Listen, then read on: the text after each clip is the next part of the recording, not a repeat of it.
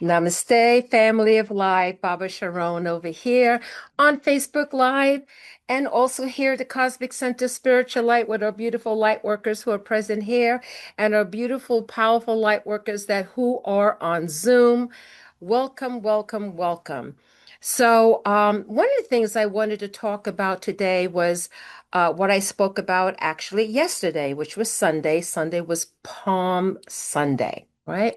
Actually, I'm going to talk about two things that just something came into my mind.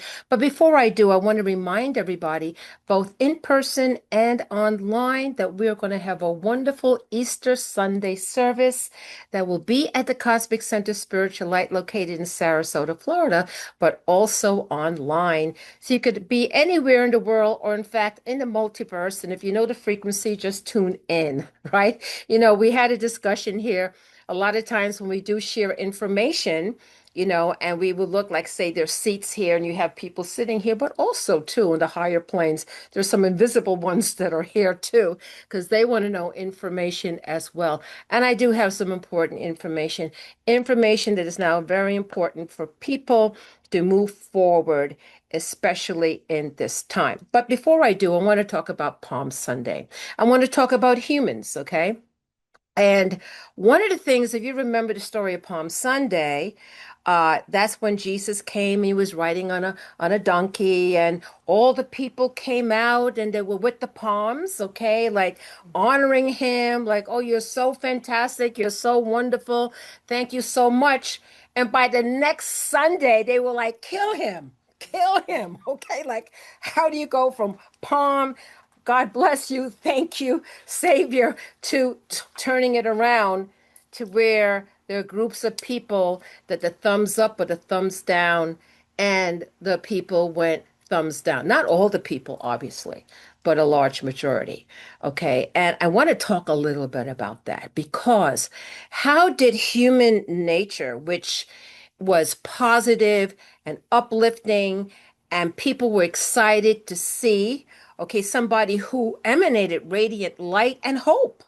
And hope. And in those times, just like now, they're saying, life is hard and it's stressful and all these different things are going, and there's wars and rumor of wars.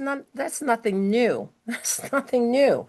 Okay. And the suffering and all of that. And here somebody is coming with awareness and information, like really important info, say, look, okay, this doesn't have to be the way you see. In fact, okay, you are so much more than this world.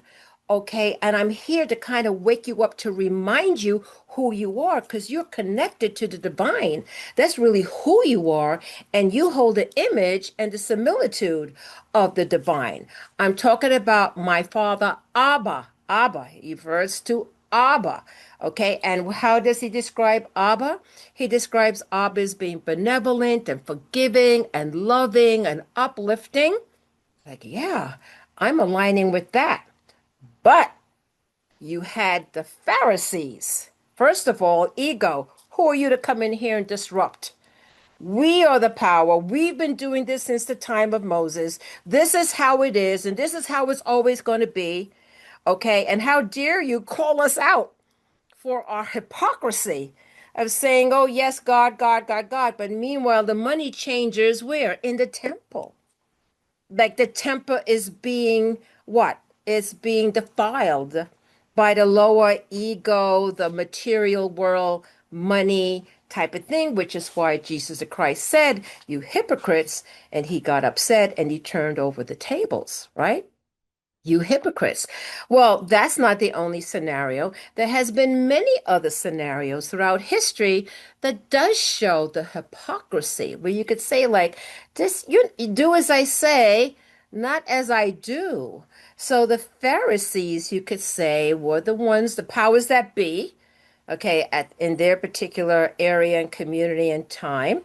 All right. And they see somebody coming in not being authentic, say, yes, we want to open up and understand, and we want to end the suffering, and we want to heal the sick, and we want to do that. No, they're like, wait a second, we're in charge. How dare you? And how dare you call us out? How dare you call us out? And they're like, we need to get rid of this guy. So what do?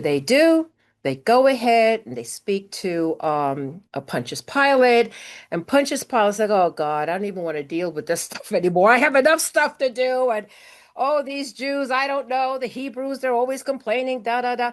And they said, "Well, what did this guy do?" That was Pontius Pilate. Well, what is his crime? And so the Pharisees had concocted that he did a crime against the religion, the Hebrew, whatever it is they said. I don't remember exactly. And that's why Pontius Pilate said, you know what, I don't understand this, but I'm washing my hands of it. He did say that. And Pontius Pilate's wife had a dream. She was like, this is not a good thing. And he listened. He says, I'm going to give it to you and the people. Meanwhile, the Pharisees are talking, and they're talking to the crowds.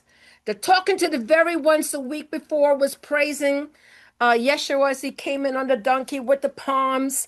Okay. And they were able to deprogram that, reprogram it for them to turn against the very Savior inspiration that they just honored a week ago.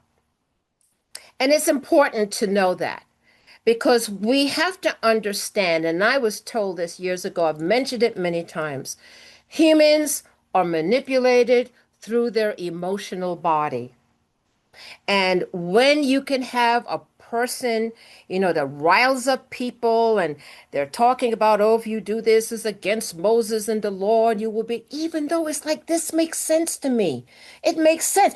But the emotional, if you would, grammaria, the emotional thought form in that moment is so overpowering because people tend to hand their power over to authority that's supposed to be in charge against their own instincts that says, this doesn't feel right. This doesn't feel right. Now, I will let you know this too, how powerful this is. I remember, and this is, I don't know how long ago, it has to be at least 30 years ago. It's a long time ago. And I came upon doing my own research back in the day. I guess that's when the internet just kind of first came on board. Yeah, I am that old. And I started researching, and it was things about which now they would definitely black out all of this stuff. But back then, it was something revealed, is either with one of those three-letter agencies, and it had a whole report in psychology. Everybody knows about MK. You know what I'm talking about, and all of that back in the day, all of this is being revealed. But I remember reading something that was so profound because what it basically was saying, how do you manipulate the human mind and emotions for families to send their children to war? They were saying the natural instinct, say, of a mother, most certainly is like, no, I don't want any kind of danger to come to my child. And the concept that this paper was a scientific paper, it's a government paper, it was a discussion, and they were talking about the psychological, emotional aspects as to how to manipulate basically the thinking and the emotions of humans to do something that would not be their natural tendency to do. It was very, very interesting. Well, I don't have to tell you now. There's a lot of things that have been revealed, and there's a lot of manipulation that's going on to keep the status quo. And you have to understand, well, what exactly is this status quo? Is it the status quo for the highest of the humanity, the divine humanity? Okay, the one that came here and was to work with the earth and the beauty of the earth and this ascended because the original Adam didn't come into a physical form. It was a different form, it was a higher frequency. The Adam or humanity fell into the material world, which is where we find ourselves now. And so there's this dichotomy, okay, of the spirit and the material, okay, up and down, right and left, feminine and divine feminine, but it's out of balance. It's out of balance. Something is not correct here. So what it requires, I want to talk a little about about the pneumatics. So the pneumatics are those groups of people. You have one group of people that really at their point of understanding development, and it's all good in the, larger scheme of things, but they're totally into the material world. It's so important. And I'm here for pleasure. What makes me feel good. That's it. And materials, I need the car, I need the houses, I need that. But at the end of the day, you'll find those very same people not really being fulfilled after they get everything they want. Then they have, this is the Gnostic Gospels, what they call the psychics. And the psychics are the ones that say, I feel there is something beyond this world. I really do. And so those will be the ones that, of course, would go like to a church or a synagogue or a mosque, and good people, they're trying to do their best. And then you have the pneumatics. Okay. That would be, if you're listening to this or seeing this, okay, you're a pneumatic according to the Gnostics. What are the pneumatics? Well, one differential thing is this. As opposed to others that maybe have to come into the cycle of reincarnation because of karma and various different things, they automatically are pulled into this matrix, okay, as it was designed to be. The pneumatics, okay, chose to come into this material world. They chose it. And they chose it because they said, I'm here to assist and to help, to wake up, humanity that have forgotten who they are and the world as it is. There are higher worlds. As Jesus said, my Father has many mansions. And so there are those of us that come in and feel alienated as soon as they arrive here. They're like, oh, what is this place? Okay, and then they are the ones, as I talked about on Sunday, that start asking questions. So they are the pneumatic children. They begin to, like, right away from the beginning, while other kids begin to adapt naturally to this world, mimicking adults.